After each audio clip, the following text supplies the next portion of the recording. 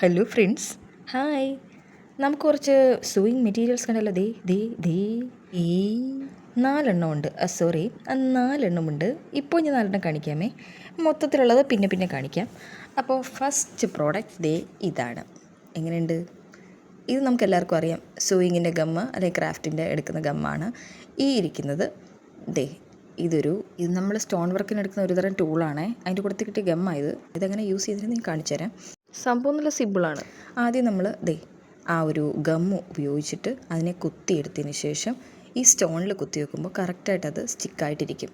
ഒരു സ്റ്റിക്കിംഗ് ടൂളെന്ന് വേണേൽ ഇതിനെ പറയാം. എൻ്റെ ശരിക്കുള്ള പേര് എനിക്ക് അറിഞ്ഞുകൂടാ. അപ്പോൾ ഇത് അങ്ങനെയൊക്കെ ചെയ്യാവുന്നതാണ്. അപ്പോൾ ഇത് നല്ല സൂപ്പർ പ്രോഡക്റ്റ് ആട്ടോ.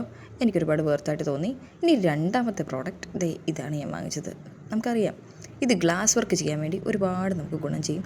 ഒന്ന് ചെറുതും ഒന്ന് അതിൻ്റെ വലുതും, അങ്ങനെ 12 കിട്ടി. സത്യം പറഞ്ഞാൽ ഞാൻ ആശ്ചര്യപ്പെട്ടു പോയൊന്നുമില്ല. പക്ഷേ ചെറിയ അതാണ്, കുഴപ്പമില്ല. നമുക്ക് നെക്കിന് വെക്കാം, പിന്നെ ചെറിയ ലേസുകൾക്കൊക്കെ നമുക്ക് വെച്ച് കൊടുക്കാം. അടിപൊളി പ്രോഡക്റ്റൊക്കെ തന്നെ. കുറച്ചുകൂടെ വലുതായ കൊള്ളായിരുന്നു. അതിൻ്റെ കൂടെ നമുക്കൊരു ഫാബ്രിക്കിൻ്റെ ഒരു ഗമ്മൂടെ കിട്ടിയിട്ടുണ്ട്. കയ്യിലല്ല, നമുക്ക് ഇതിൽ ഒട്ടിക്കാൻ വേണ്ടിയാണ്, ഫാബ്രിക്കിൽ. അപ്പോൾ ഇത് എനിക്കിഷ്ടപ്പെട്ടു, അടിപൊളിയാണ്. ഇനി മൂന്നാമത്തെ പ്രോഡക്റ്റ് ഇതാണ്. ഇത് ഒരു ടേപ്പാണ്. ഈ ടേപ്പിൻ്റെ ഒരു പ്രത്യേകത, ഇത് ഡബിൾ ടേപ്പാണ്. നമ്മൾ ഡബിൾ ടേപ്പ് എന്ന് കേട്ടിട്ടുണ്ടല്ലേ? ഇത് തുണി ഫാബ്രിക്കിനുള്ള ഡബിൾ ടേപ്പ്. ഇത് നമ്മൾ അയൺ ചെയ്തതിന് ശേഷം നമുക്ക് മടക്കിയൊക്കെ ചെയ്യാവുന്നതാണ്, മടക്കി ഒട്ടിക്കാൻ പറ്റും.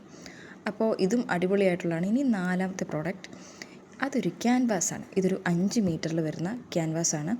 ഇത് നമുക്ക് സ്യൂയിങ് ചെയ്യുന്നവർക്ക് ഒരുപാട് ഗുണം ചെയ്യും. അടിപൊളി പ്രോഡക്റ്റാണ്.